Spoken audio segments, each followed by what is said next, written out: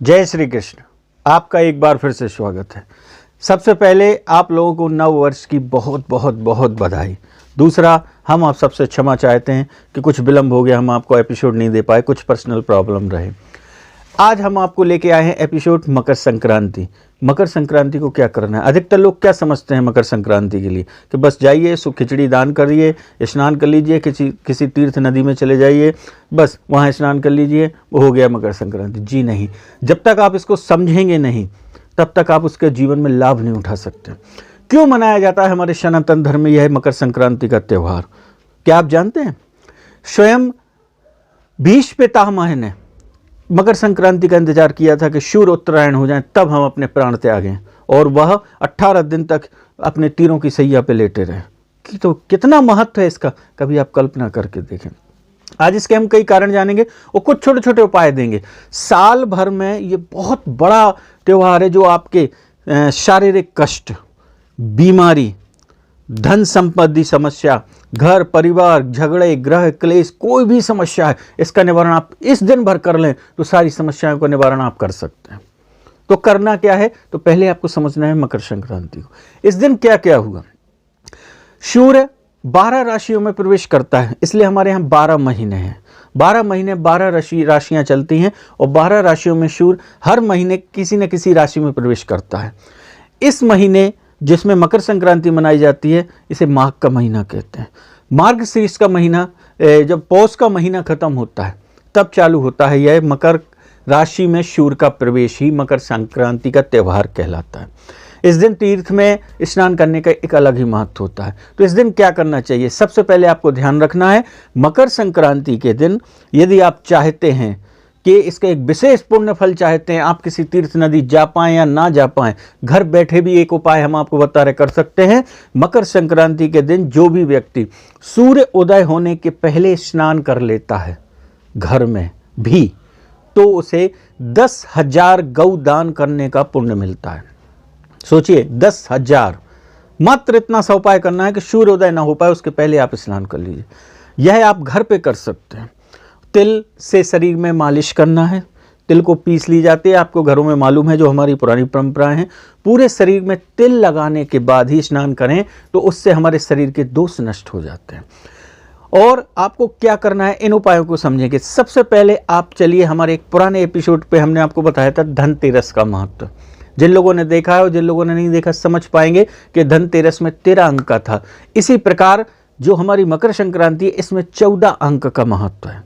जी हाँ, आजकल 14 और 15 दोनों को मनाई जाने लगी है, लेकिन विशेष जो मनाई जाती है 14, क्योंकि इस दिन 14 अंक का बहुत महत्व होता है। तो जो महिलाएं या जो भी व्यक्ति परेशान हो, धन से, परिवार से, संपत्ति से, कोई केस लगा हो, बहुत अच्छा उपाय है। उस दिन आपको क्या करना है, किसी भी महिला के श्रृंगार की 14 वस्तुएं होती हैं, उन 14 वस्तुओं में से उन श्रृंगार की किसी भी एक वस्तु को ले लीजिए। सिंदूर हो गया, बिंदी हो गई, जो महिलाएं श्रृंगार करती हैं, उसमें से कोई भी एक चीज़ आप ले लें और उसकी 14 की संख्या रख के किसी सुहागवती महिला को दान कर दें या किसी कन्या को दान कर दें। बस इतना कर दीजिए। आपके घर में जिसके पास भी धन संपदा नहीं आ पा रही है, धन की परेशानी चल रही है, गरीबी चल रही है, आप देखिएगा आपके साथ चमत्कार होना चालू हो जाएगा और आपके यहाँ धन ही धन बरसने लगेगा। मात्र छोटा सा उपाय, लेकिन करना 14। कोई भी एक चीज़, बिंदी लेना है तो 14 बिंदी, ध्यान रखना, कुछ भी हो। 14 अंक का बहुत महत्व है मकर संक्रांति का। उस दिन आप दान करिए किसी महिला को या किसी एक कन्या को। ये नहीं है कि 14 को करो तो बहुत अच्छी चीज़ है, लेकिन किसी एक को भी कर देते हैं, वो भी 14 की संख्या में, तो आपको पूर्ण पुण्य मिल जाएगा और मकर संक्रांति के जो पूर्ण फल है वह आपको प्राप्त होगा। दूसरा आपको करना क्या है, उठते ही साथ सूर्य को अर्घ्य देना है। सूर्योदय के पहले स्नान करिए, फिर सूर्य को अर्घ्य जरूर दीजिए।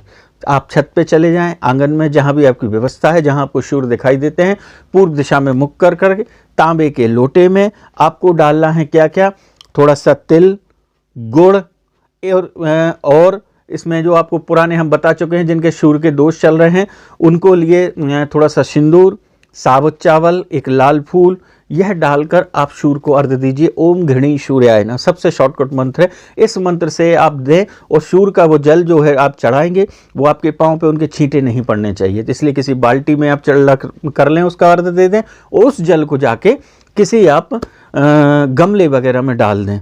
और ये पूरा नहीं होता, आदमी सोचता है हमने बस जल चढ़ा दिया, उसका पूर्ण पुण्य नहीं मिलता। जल चढ़ाने के बाद बहुत जल आपका बाल्टी में गिरेगा, फिर वहीं आपको 3 परिक्रमा करना है। यह 3 परिक्रमा जो होती हैं, ये 3 परिक्रमा करने से आपको पूर्ण पुण्य मिलेगा। और फिर जमीन को 3 बार स्पर्श करना अपने माथे से लगा के, तब आपको कुंडली का जो सूर्य डाउन चल रहा है वह तेज हो जाएगा और सारे रोगों का, सारे दोषों को नष्ट करेगा सूर्य। यह पूर्ण होता है। तो इतना आपको करना है। इस दिन आपको तिल और गुड़ का दान करना है। इसलिए हमारे घरों में तिल और गुड़ के लड्डू बनाए जाते हैं, वो है खिलाए जाते हैं। तो मंदिरों के बाहर अपने वालों के यहाँ आप उनको जरूर दान करें। तीसरा, धन संबंधी जो भी समस्या है वो केवल तिल और गुड़ के दान करने से होती है। चौथा होता है नमक खिचड़ी का जरूर दान करें, हरी सब्जी का दान करें। आपके घर की जीवन की सारी समस्याएं हल हो जाएंगी। आप मंदिर के बाहर बैठे हुए चलते राह में लोगों के लिए इस दिन कई लोग खिचड़ी बांटते हैं, उस खिचड़ी में हरी सब्जी, गुड़, तेल, ये सब मिला के आप बना के आप दान कर सकते हैं। और नहीं बना पा रहे हैं तो आप इनको इकट्ठा ले जाएं और आप थोड़ा थोड़ा सबको दान कर दीजिए। उससे आपकी सारे दोषों, सारी समस्याएं हल हो जाएंगी। इतना सा उपाय आप कर लीजिएगा। फिर आपको क्या करना है, गाय को हरा चारा जरूर खिलाएं। जिनकी दुकानें नहीं चल रही, व्यापार व्यवसाय नहीं चल रहा, इस समय जो लोग परेशान हैं बहुत अधिक मात्रा में और कर्ज लद रहा है, तो सबसे अच्छा उपाय, उनकी कुंडली का बुध डाउन चल रहा है तो सूर्य की का त्यौहार है। इस दिन बुध सूर्य के साथ मिलकर बुध आदित्य योग बनाता है। तो आपको क्या करना है, इस दिन गाय को हरा चारा खिलाना है। गाय को आपने हरा चारा खिलाया, बुध तेज होगा और 33 कोटि के देवता आपसे प्रसन्न हो जाएंगे, आपकी धन संबंधी समस्या खत्म हो जाएगी। अब आपको क्या करना है, मंदिर में गुड़ का दान करें। तुलसी और पीपल में जरूर घी का दीपक लगाइएगा इस दिन। इससे कोई भी इच्छा होगी जो पूरी नहीं हो रही थी वो आपकी पूरी हो जाएगी। ये कुछ छोटे छोटे उपाय हमने आपको दिए हैं, इनको आपको करना है। इसको करने से आपको बहुत कुछ लाभ होंगे। अब आपको क्या करना है, सूर्य को यदि सूर्य का दोष लगा है, किसी की कुंडली का सूर्य नीच का बैठा है, या मान लो सूर्य अस्त हो चुका है, बहुत अच्छे करने के बाद भी आपको अच्छे फल प्राप्त नहीं हो रहे हैं। कई बार बच्चे एग्ज़ाम देते हैं और जाते जाते मेहनत की और कहते हैं कि हम बस मंजिल तक पहुँचे और फेल हो गए, दरवाज़ा बंद हो गया, सफलता नहीं मिल पाई। तो सबसे अच्छा समय है, इस दिन क्या करेंगे आपको करना यह है, जिनको सफलताएं नहीं मिल रही हैं तो सूर्य दोष के लिए एक तांबे का सिक्का बहती नदी में आप बहा दीजिए। और तांबे का सिक्का ना मिल सके तो कोई भी तांबे का जो पत्र आता है, छोटा सा चौकोर पत्र होता है, उसको बहा दीजिए। बस उसके दान करने से आपका सूर्य तेज हो जाएगा, सूर्य के सारे दोष नष्ट हो जाएंगे। लाल कपड़े में गुड़, कच्चे चावल बांधकर आप जिस घर में जिसको दवाई ना लग रही हो, जो बहुत समय से बीमार हो, पैरालिसिस वाले हों, कैंसर वाले हों, कोई भी बीमारी वाले हों, तो बहुत अच्छा समय है आपके लिए। उसमें एक लाल कपड़ा लीजिएगा, उसमें कच्चे चावल डालिए, गुड़ डालिए, उसको लाल कपड़े में बांधकर किसी भी नदी में प्रवाहित कर दीजिए। कोई भी आपके आसपास नदी हो, उस बीमार जो व्यक्ति उसके हाथ से आप दान करवा दीजिए और बहवा दीजिए, उसकी बीमारी लगने लगेगी, वो बीमारी बहुत जल्दी ठीक हो जाएगी। गेहूँ, गुड़, तिल, गर्म कपड़े और कंबल का दान जरूर करें, क्योंकि ठंड का समय है।